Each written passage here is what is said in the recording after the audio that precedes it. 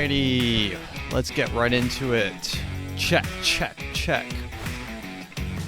Yo, hello, ladies and gentlemen. Welcome to another episode of The Afromat Show. I'm your host, Afromat, and this is episode 132. Wait, oh man, I forgot. Last episode I said I was going to play the Let's Get Retarded in Here. Surprisingly, my video did not get taken down for that. Let's get retarded in here.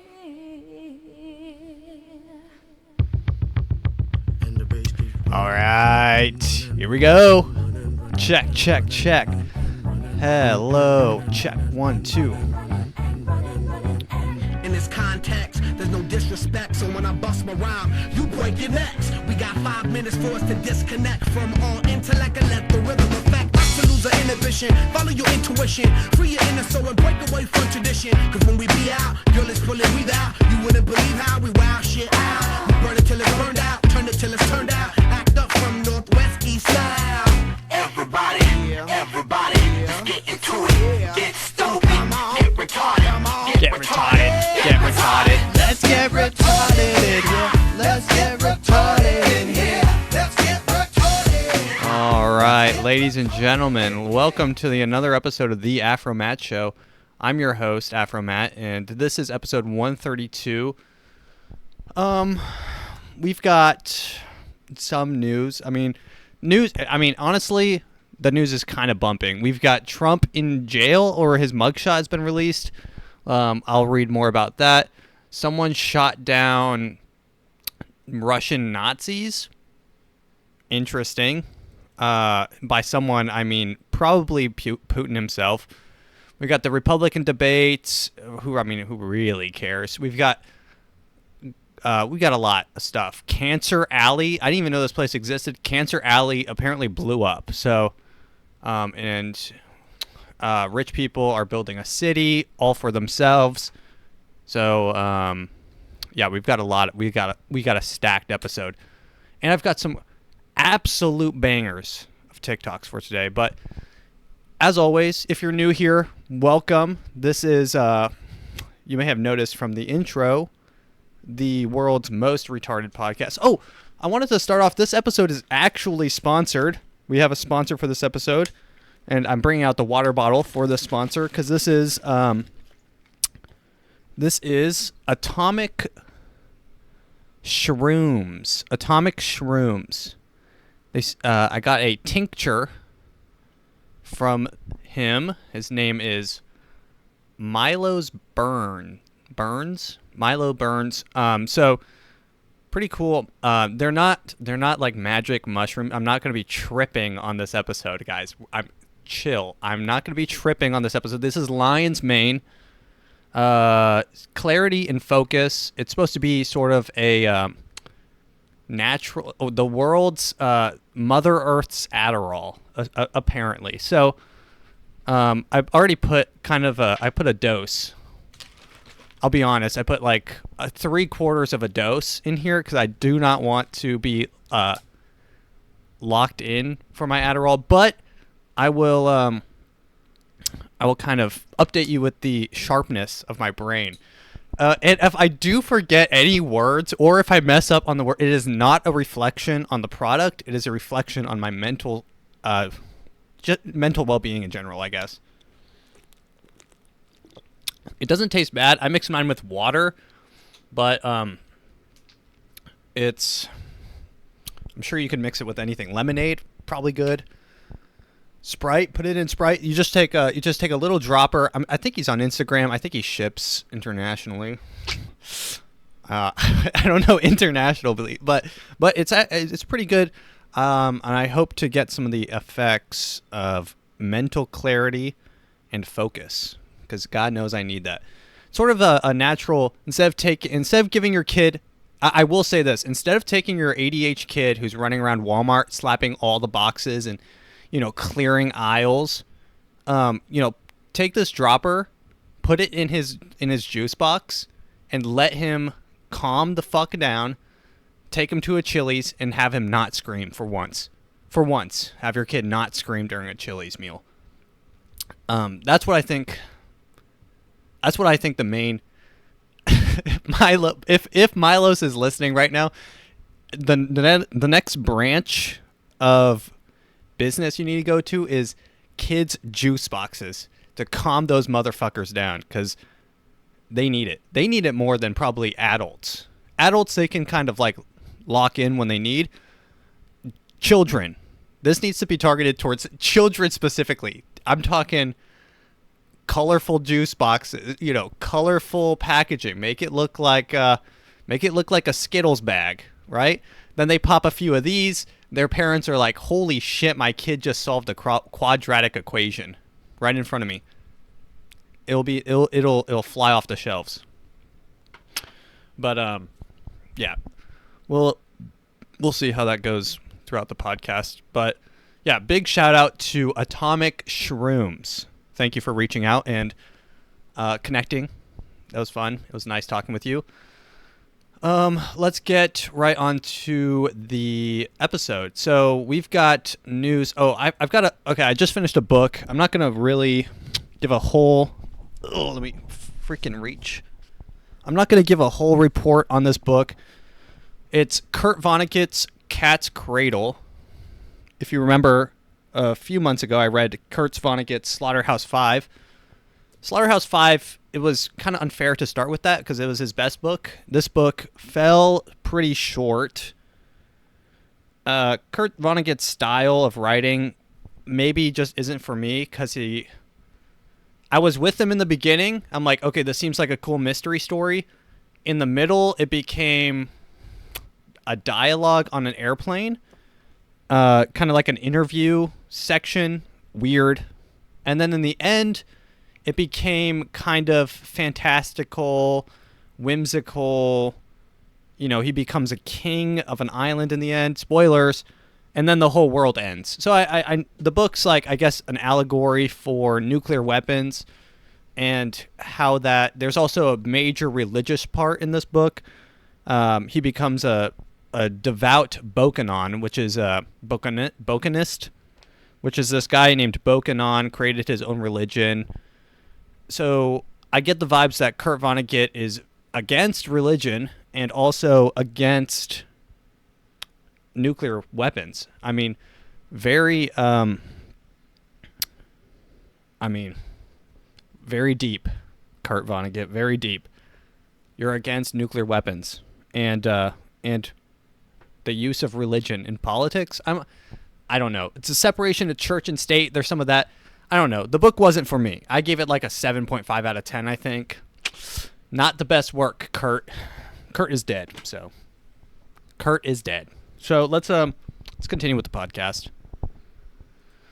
The book I'm currently reading is actually really good. It is Killers of the Flower Moon. The new movie coming out is based on that, so I will keep you guys updated on that. I'm hoping to finish it before the movie comes out. I think in September, October. So that one's really good. That one's an actual murder mystery for, like, someone's killing all these rich Indians for their oil, the land and the oil. So all these oil barons. It's the birth of the FBI. This was like where the FBI were created to help these Indians solve their mystery. That it was the birth of the FBI and private eyes and stuff like that. Super interesting. So I'm reading that book right now. But let's get right into the news. If you're new here, we do like a dual part segment. We do news for like the first 30 minutes, let's say. First 30 minutes. Last 30 minutes, TikToks. So we try to split it up. We get sophisticated with the news. It's very sophisticated. If you've been here before, you know how sophisticated it is. And then we really mush our brains up with some TikToks. Also, with this lighting, if you are watching on YouTube, I do have eyebrows, but they do not show up on camera. I don't know what to say. I have blonde eyebrows, and it looks like I'm literally bald. Like I'm one of those people that have no hair at all. It's crazy. It's crazy. I've never seen anyone in the world like walking around without eyebrows like I am. It's actually crazy. I'm not self-conscious about it, but I wouldn't mind eyebrows. I mean, I wouldn't mind. I've honestly thought about shaving them off and seeing if they regrow. But yeah, no, let's get right into the news here. What is the news? Here we go. The news with Matt, Afro Matt. Let's toss it right over to Matt. All right, I'm gonna get some of this lion's mane in my system going here. We're gonna just chug this bottle and see how clear and focused I am. If anyone knows me, I'd say having clarity and focus are maybe my two weakest points. Or you can see some of the bits of mushrooms growing in there. I forgot to mention, he grows his own mushrooms. I saw him on his Instagram. If you go to his Instagram, he literally grows them. It's so cool. They're like little pets. They're like little chia pets growing in his wherever he grows them. I don't know, but they're growing, and it's super cool. Homegrown lion's mane down the hatch. We'll save a little bit for when my throat gets dry. Guys, doing a podcast is hard. Not everyone can do it.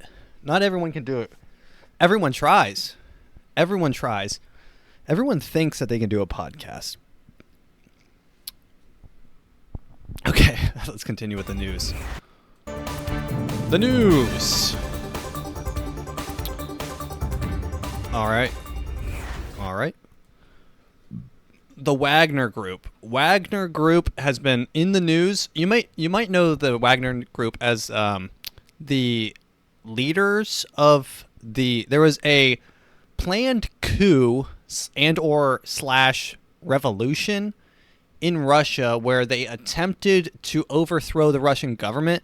That lasted about 15 minutes before the Wagner Group, or the Wagner Group, which I guess is how it's pronounced, decided to take a bribe or come to terms with whatever Putin was offering, which was probably not to kill his kids and family.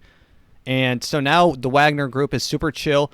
They've been chill with Putin until now, I guess, because the Wagner Group, Kremlin denies role in plane crash believed to have killed the Wagner Group leader. Every time I say Wagner Group, it sounds like I'm on, like, you know. The state media certainly is reporting about this in a very matter-of-fact way. Yeah, okay, so this audio is also only coming out of my left ear, by the way, so. Okay, but what I've done so far is actually texted the spokespeople both of the Kremlin and of Russia's foreign ministry as well, and have not gotten a response yet. And I think it's also quite telling to see what Vladimir Putin has been doing on this evening. Yeah, so Putin, the Kremlin on Friday rejected allegations that it was behind a plane crash that is presumed to have killed mercenary leader Yevgeny Prigozhin, who conducted a brief but shocking mutiny in Russia 2 months ago. So you remember that? We went over that a little bit. It was a crazy, oh my God, Ukraine's going to turn the tides. They're going to use this revolution. Then they're going to, judo, swing them over their shoulder, and they're going to destroy Russia. That lasted for about 15 seconds. And then Russia was back on the offensive. They said we had to deal with a little bit of an issue, a hiccup back at home, but we are back to destroying your western or your eastern front, Ukraine. A preliminary U.S. intelligence assessment concluded that the plane was downed by an intentional explosion. One of the U.S. and Western officials who described the assessment said it was determined that Prigozhin was very likely targeted, and that the explosion falls in line with Putin's long history of trying to silence his critics. Well, I mean, there's not much to say even about this. Putin killed someone. Wow, everyone, let's pretend we're shocked for a second. Let's pretend we're shocked. And I'm also wearing an I Heart MILF shirt, so this is nice. let's pretend we're shocked and awed by the fact that Putin, of all people, would shoot down one of his someone who planned a coup against him. Let's pretend we're all shocked. Mouth agape. Yeah, see?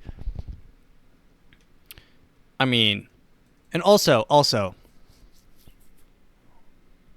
this sort of thing, you got to keep it a close eye.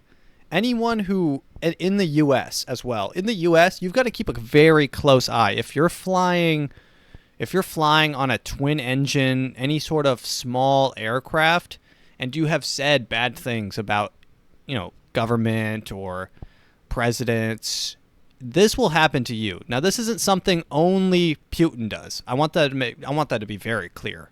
This isn't something, Putin's the guy who shoots people out of the plane. No. That's the CIA. The CIA is Putin. I mean, not literally, but metaphorically, they serve the same purpose. Putin was part of the KGB, and the KGB stole lots of ideas and got a lot of good notes from president, or not president, the CIA. The CIA, one of the greatest of all time at literally murdering people. So, I mean, I literally do not have anything to say about this besides Putin definitely killed those people. So let's continue with the next news. The Republican debates. Overnight. Sorry, that was very unprofessional, and there's about to be another one soon, I think. So we've got the presidential debates. Republicans minus... Okay. I'm sorry. I might be allergic to lion's mane. So, yeah, my dad texted me. He's like, "Are you watching the Republican debates?" I said, I'll watch the highlights. Like sports and politics, I really am indifferent.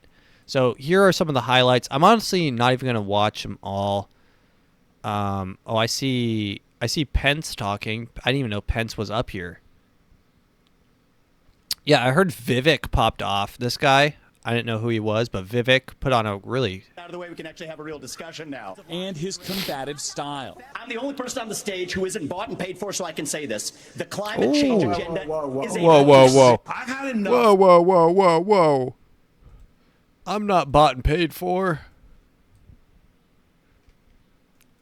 So this got me thinking, the Republicans are going to debate. Are the Democrats going to debate? Because if you put Joe Biden on a stage and he has to argue impromptu without scripts, answering questions, retorting other people's ideas, I don't know if he can do that. And I think that might be a problem. Call me crazy, but if someone can't talk, if someone can't have a conversation, I think it's safe to say that they might not make the best president. Now, I might get hate for that. But it seems like a very safe to say. Safe to say, if you cannot carry a conversation, then you probably shouldn't be running one of the world's single greatest economic and military power. Call me crazy.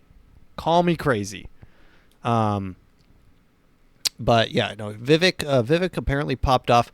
Is this Chris Christie? Of a guy who sounds like ChatGPT. There is no shot.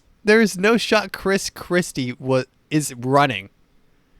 If you're polling below anything, if you're losing in anything Chris Christie is running in, then you're in bad shape.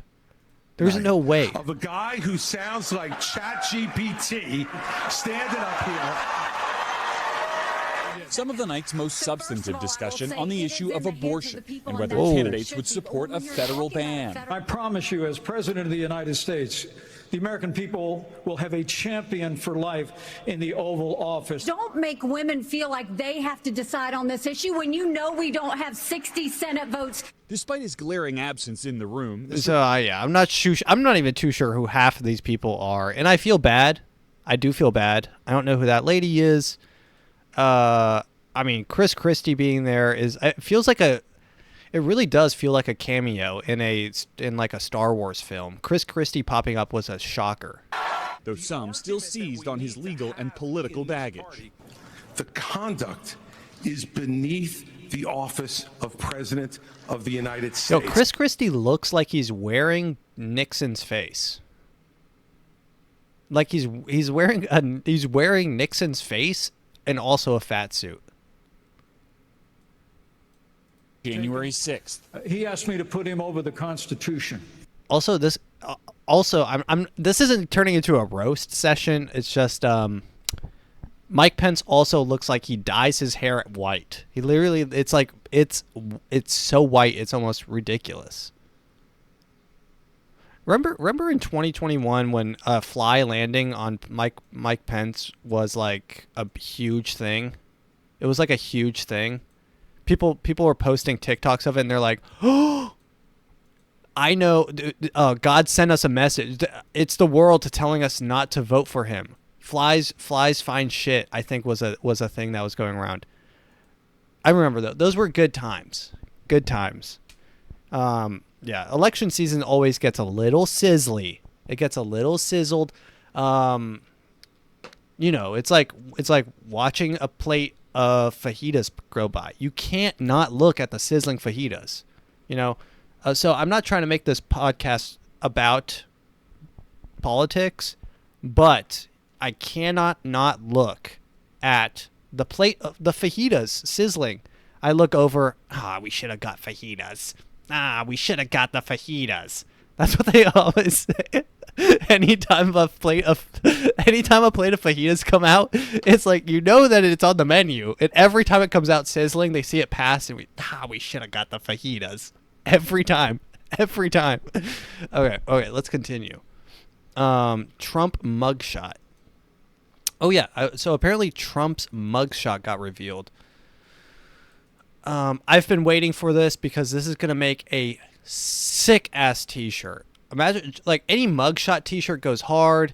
You know, you have Frank Sinatra's mugshot. You've got, you know, Marilyn Monroe's mugshot photo, whatever.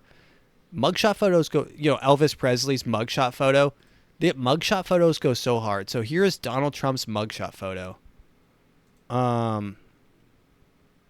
Let's see. I don't know. I'm gonna be honest. I'm gonna be completely honest with everyone here. I'm not too sure why he's in jail. But let's continue. Trump was arrested for the 4th time over allegations he broke the law while attempting to overturn the 2020 presidential election result in Georgia.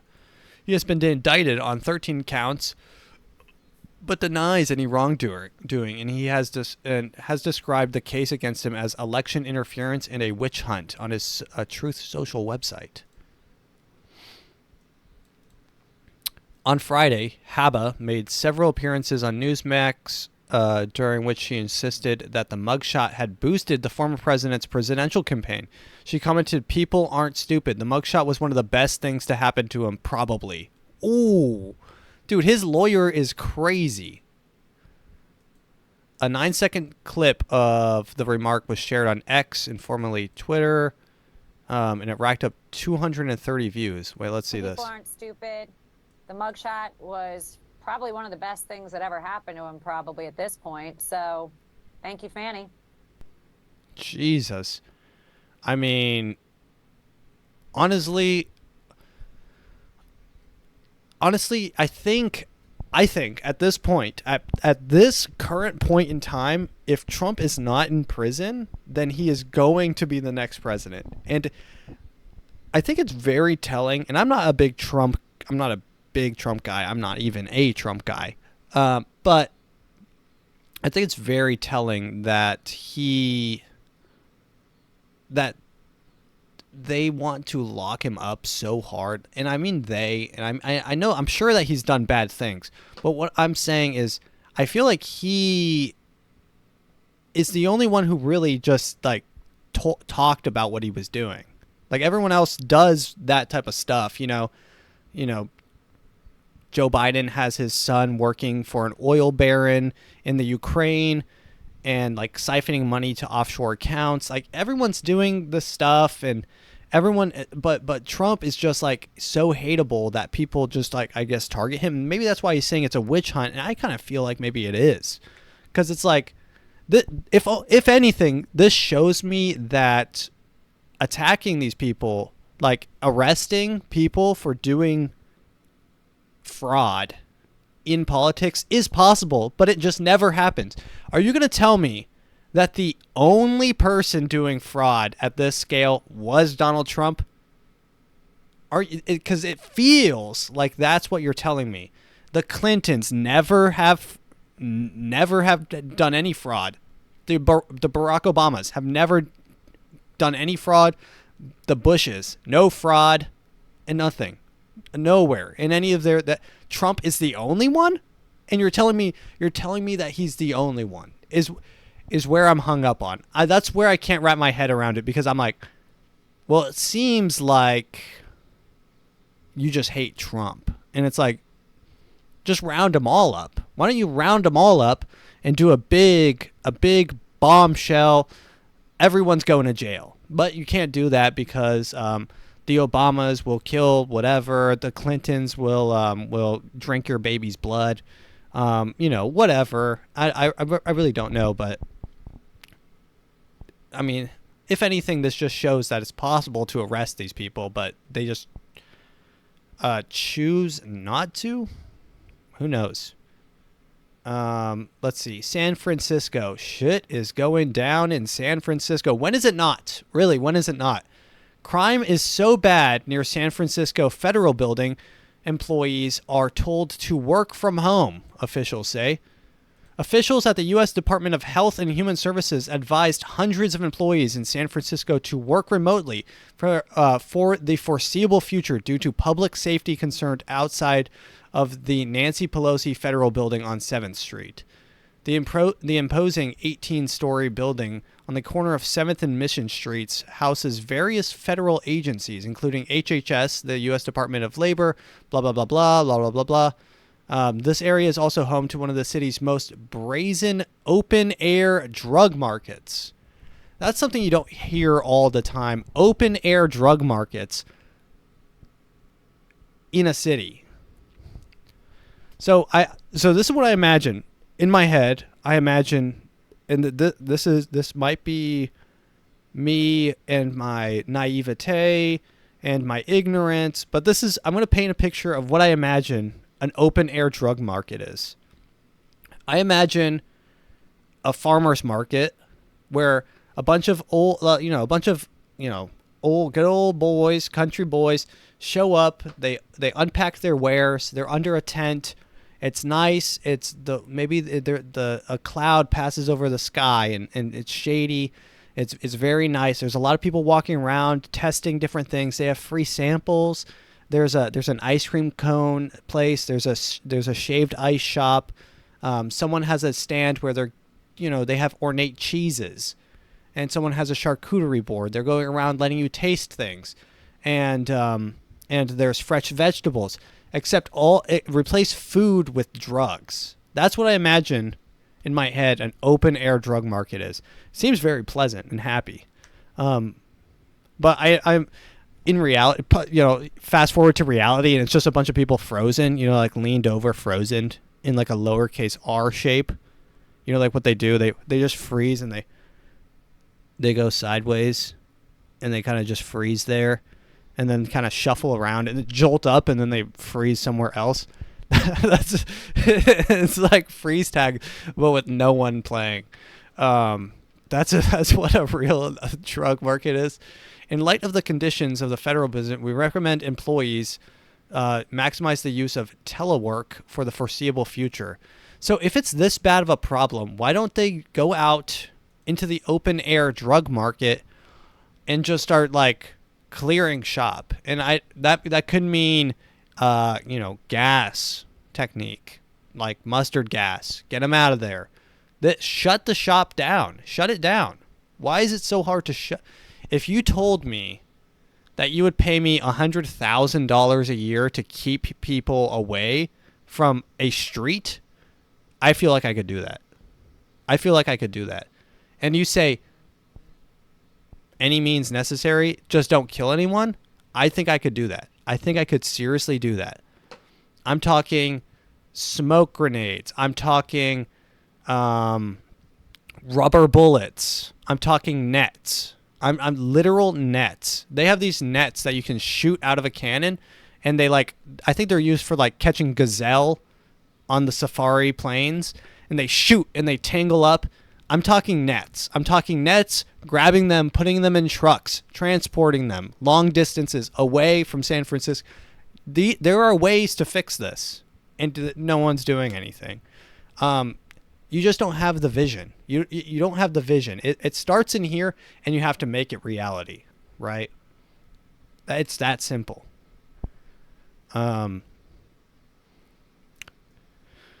Yeah, I mean, this is crazy. Telling your employees that they have to work from home because it's literally too dangerous for them to come to work is a problem that should be addressed by force if needed. Okay, let's continue on to Cancer Alley. So I didn't know that this was a thing. So thousands evacuated after chemical leak in a massive fire at Cancer Alley oil refinery.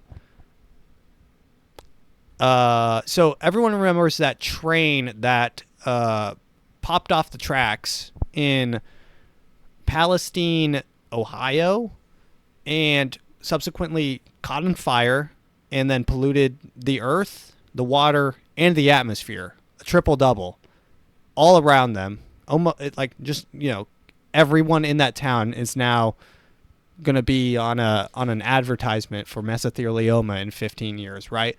Another one of those happened today in what is called Cancer Alley. Now, Cancer Alley had me thinking, why on earth is there a spot on the planet called Cancer Alley, right? So Cancer Alley. Let me look this up. Cancer Alley. So Cancer Alley is a range of places. Here's the Wikipedia page. Cancer Alley. Residents on one street of let me see. This is the history of it. Let me see. Okay, here it is. In their 2012 book, Petrochemical America, photographer Richard Misrock and Columbia University architecture professor Kate Orff explore the social and environmental and health impact of petroleum chemical industry in Cancer Alley through photography, writing, and infographic style in illustrations. Cancer Alley was previously called Chemical Corridor, which I think is a better name, before residents and environmental health experts claimed it was a hotbed for cancer. 50 toxic chemicals were found in the air in the area, including benzene, formaldehyde, and ethylene oxide. One of the most concerning chemicals in the areas was chloroprene, which, according to the EPA, is likely to cause cancer. It is not until the late 1980s when the residents of the area began to notice clusters of cancer cases and miscarriages within a few miles of... So, I mean, this is why it's called Cancer Alley. So it's this place in Louisiana, here near the tip of the boot, near the toe. And it's this entire, all 5 of these... so there's 14 zones that are in Cancer Alley, where cancer is a massive problem. So they have chemical plants there that make chemicals that get shipped out to everywhere, because it's what we eat. We eat chemicals. So they have to ship chemicals literally everywhere. I know the first thing you think of when you think chemicals, you're like, oh, that's being shipped to... cleaning supply places. Okay, yes, but it's also being shipped to McDonald's to insert into their chicken. Like, a chemical... we might be a chemical-based society. Like that might be our number one import or export. Number one is literal chemicals. So yeah, no. So now there's a giant zone in Louisiana. I didn't know about this. That literally is called Cancer Alley because so many people get cancer there and have miscarriages like crazy. I don't know why there's not rallies every day in this country.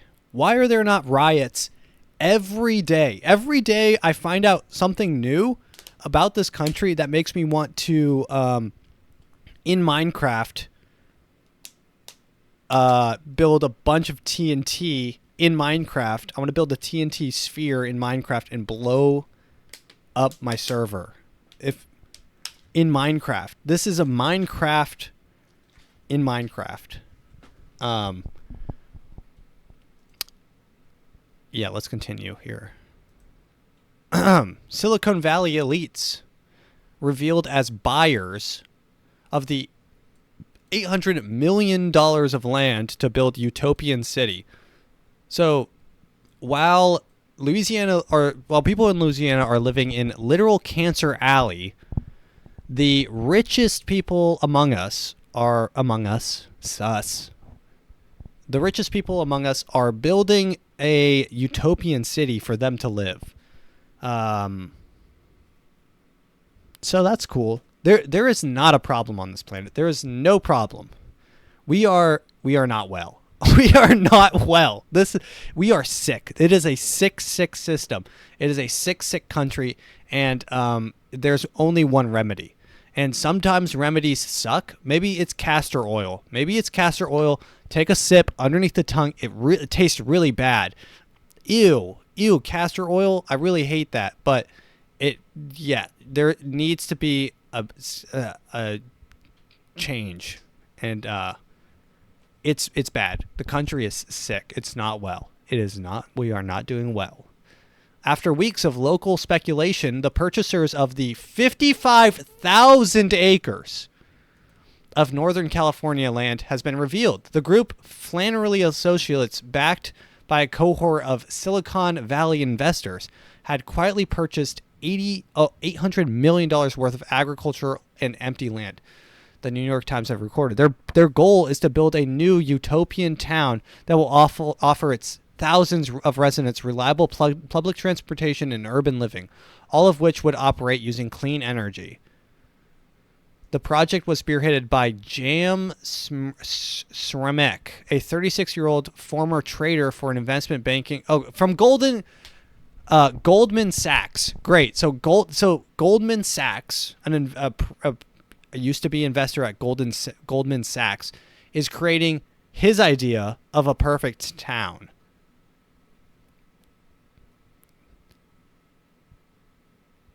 There's no problem here.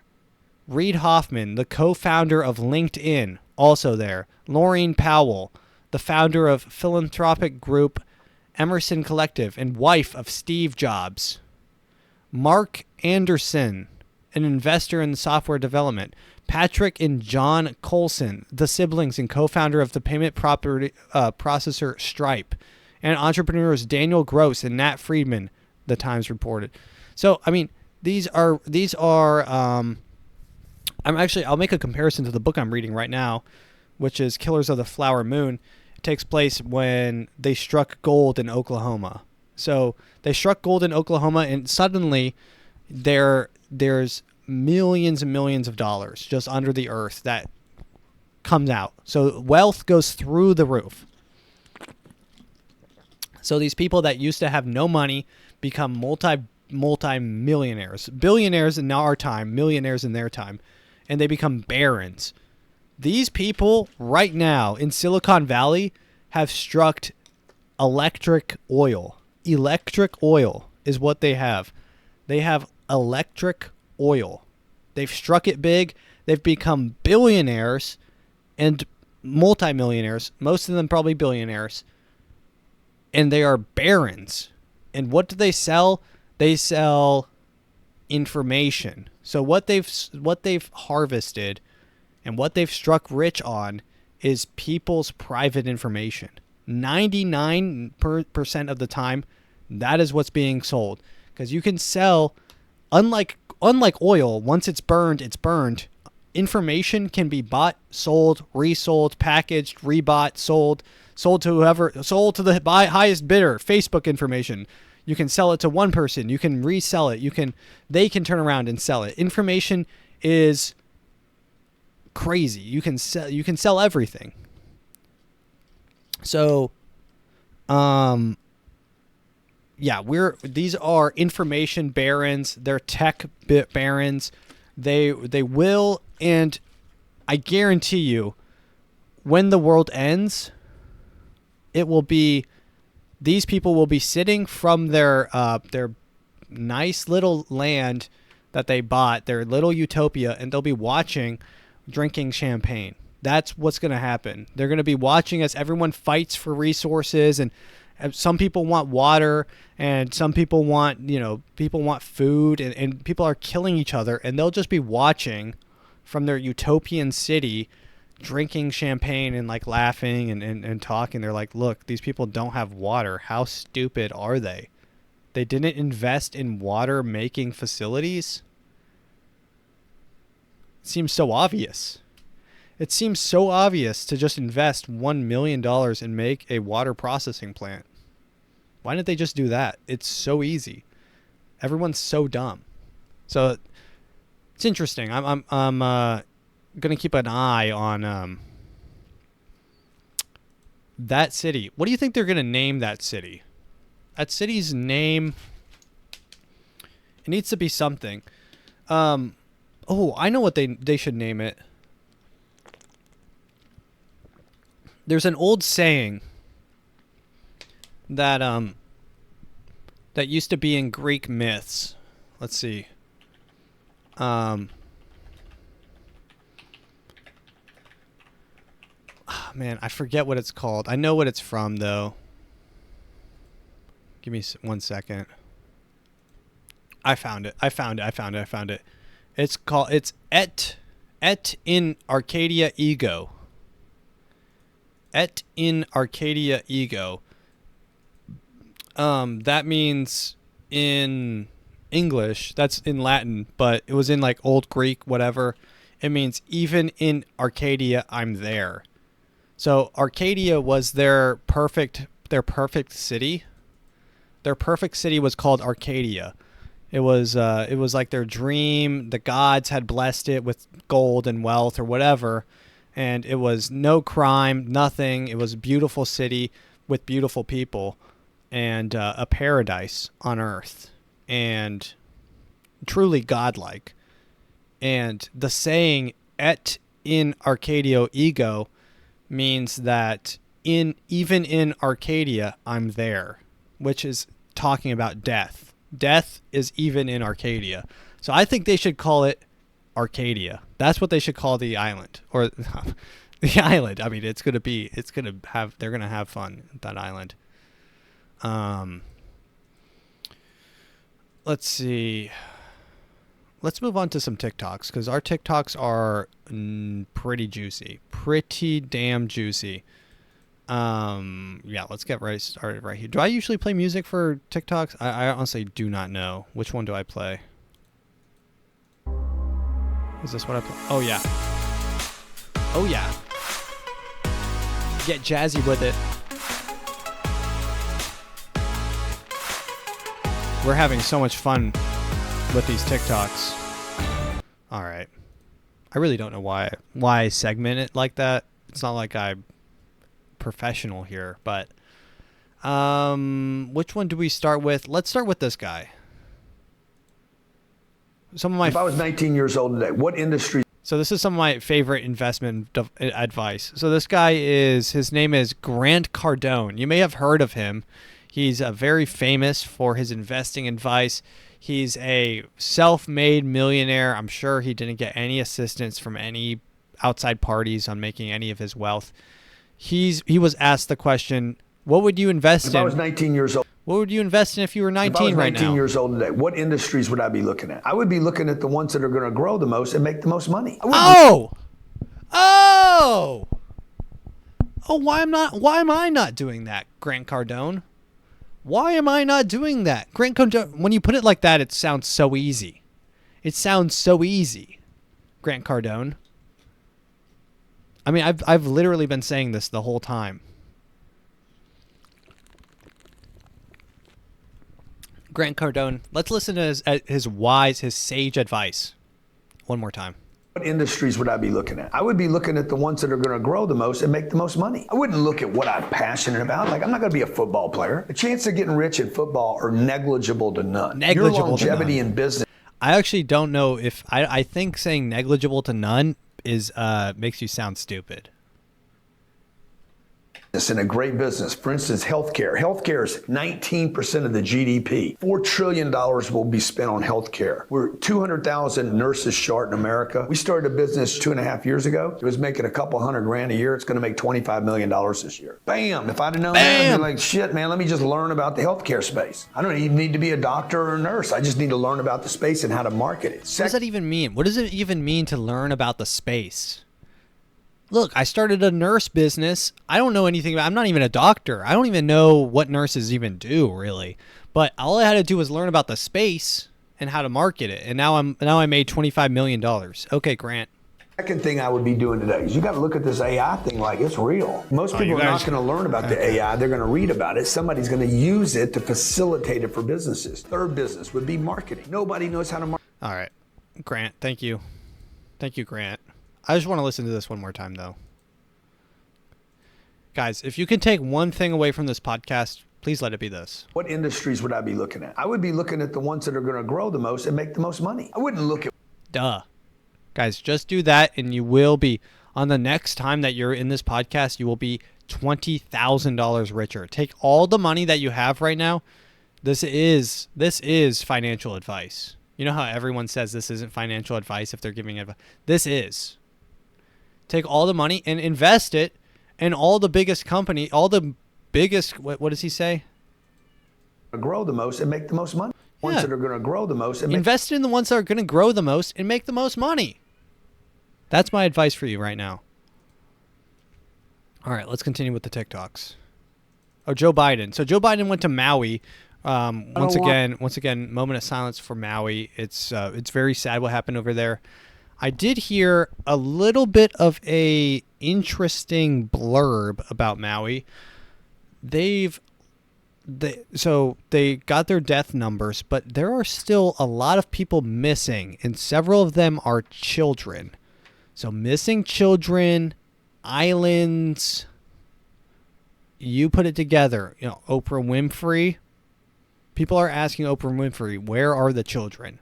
And anytime, listen, if you are famous, anytime in history, if people are asking you specifically, where are the children, it's wraps. Wrap it on up. It's over. So let's continue with Joe Biden here. Joe Biden, he wanted to, so he went to Maui. He's giving them condolences, and he's sharing his heartfelt, his heart goes out to Maui.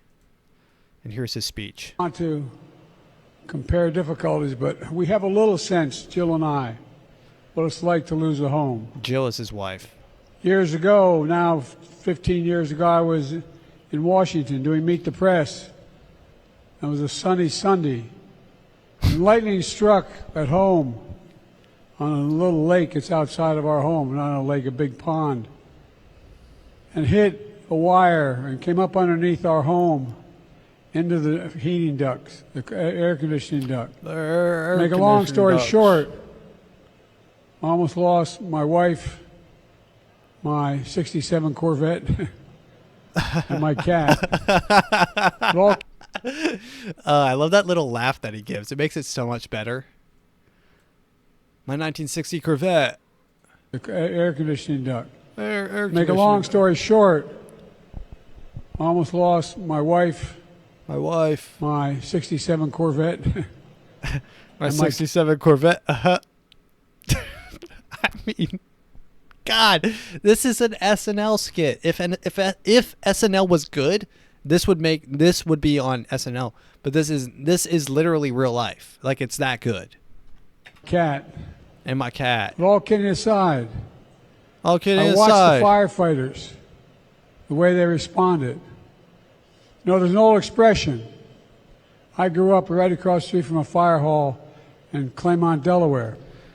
So I've heard people say that Biden is a clone, like a double, like he has a double or something. And clips like this make me constantly reconfirmed that Joe Biden is just an old dude, barely knows where he is, barely knows what's going on, just kind of floating, bopping around.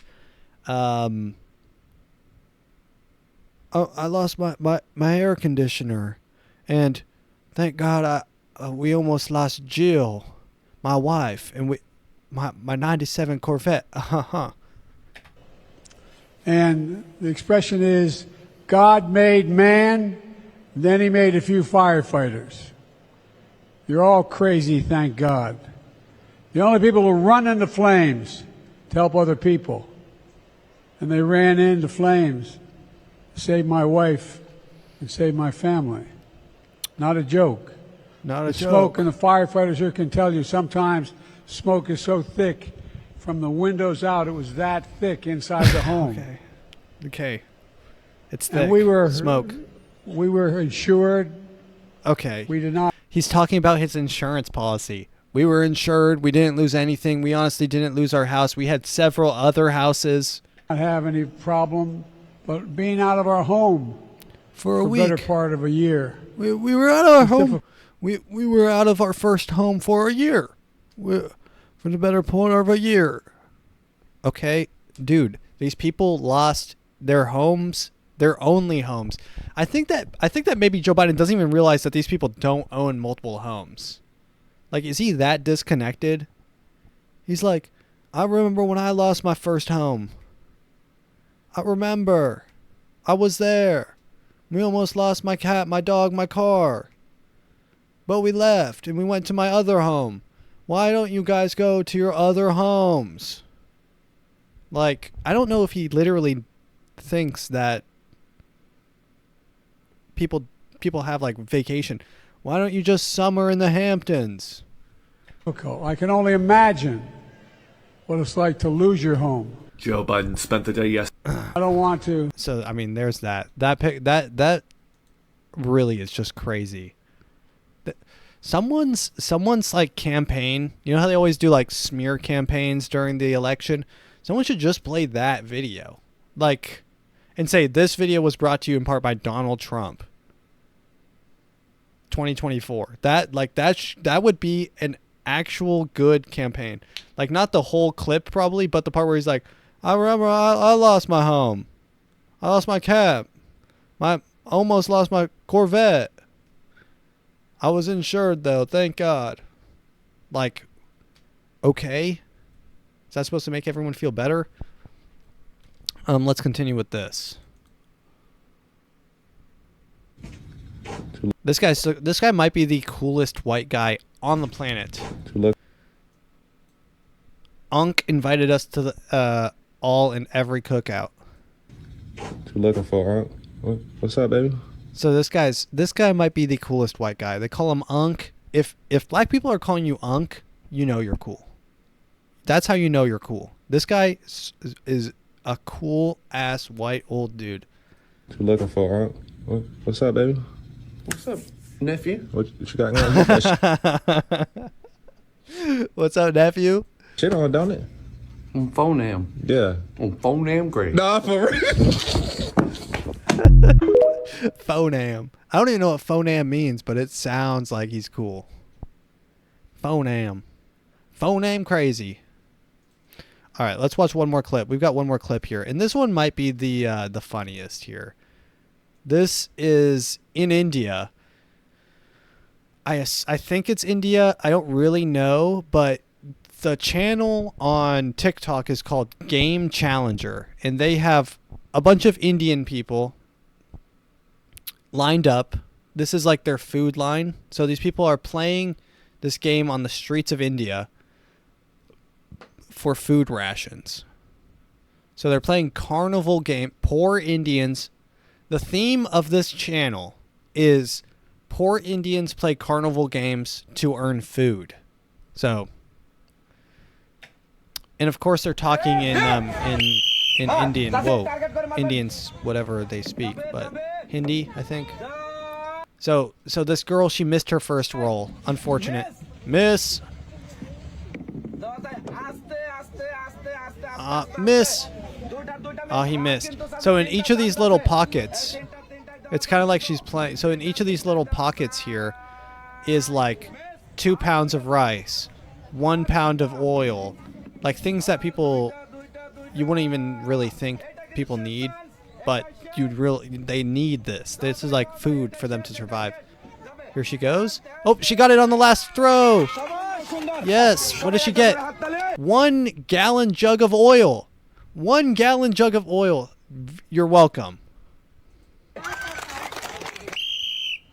This girl actually does a really good job.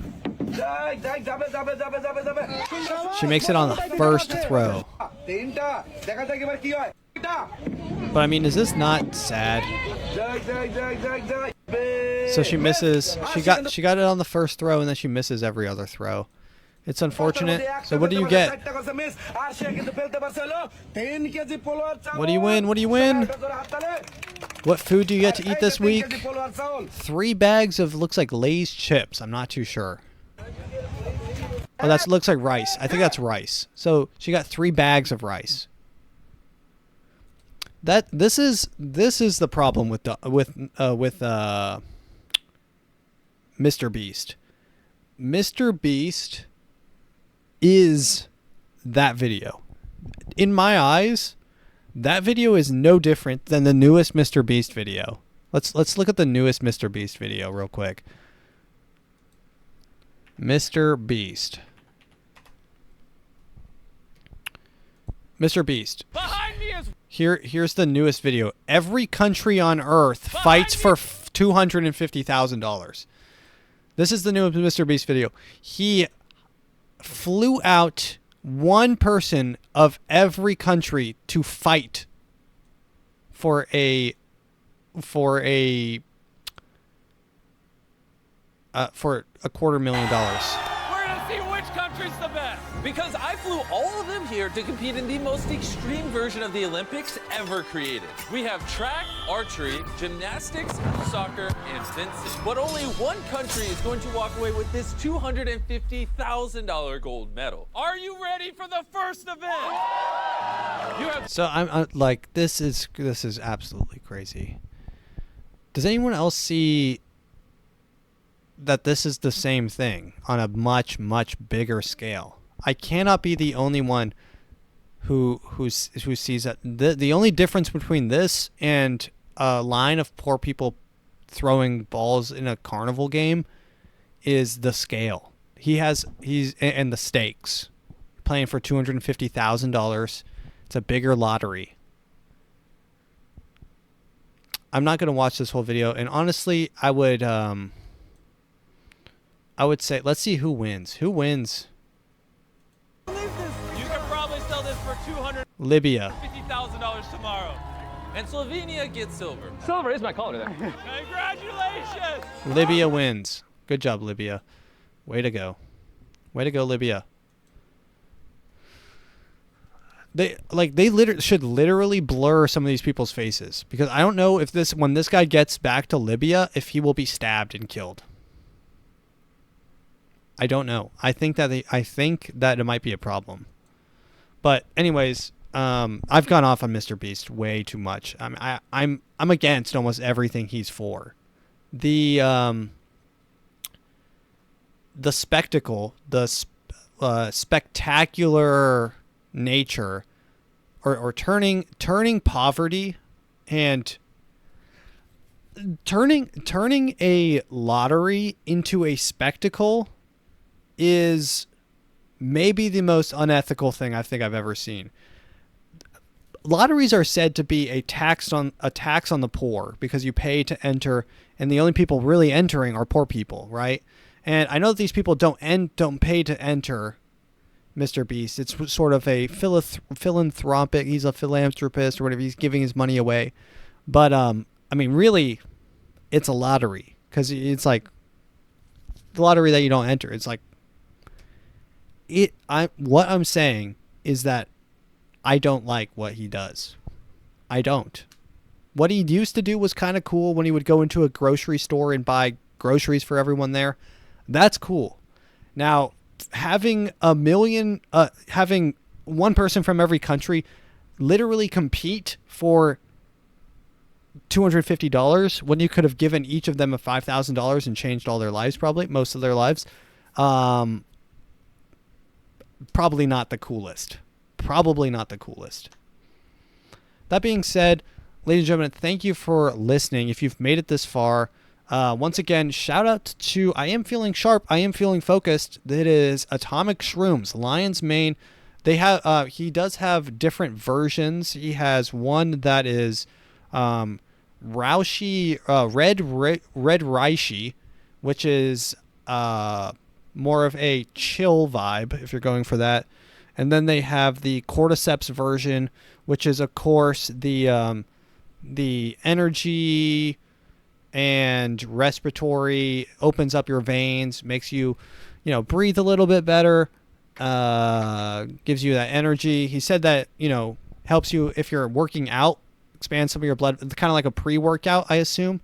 So, gets more blood pumping, feel a better pump, not saying that you should, take a lot of it. I don't know.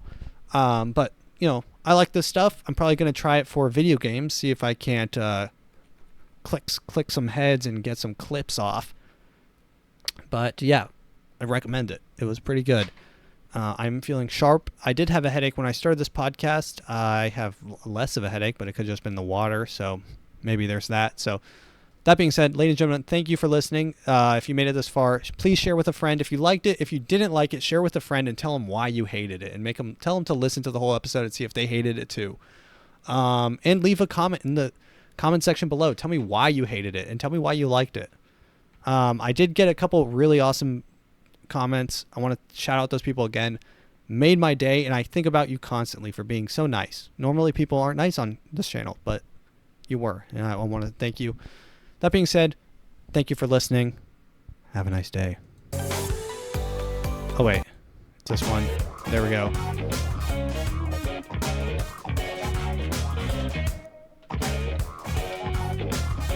Goodbye.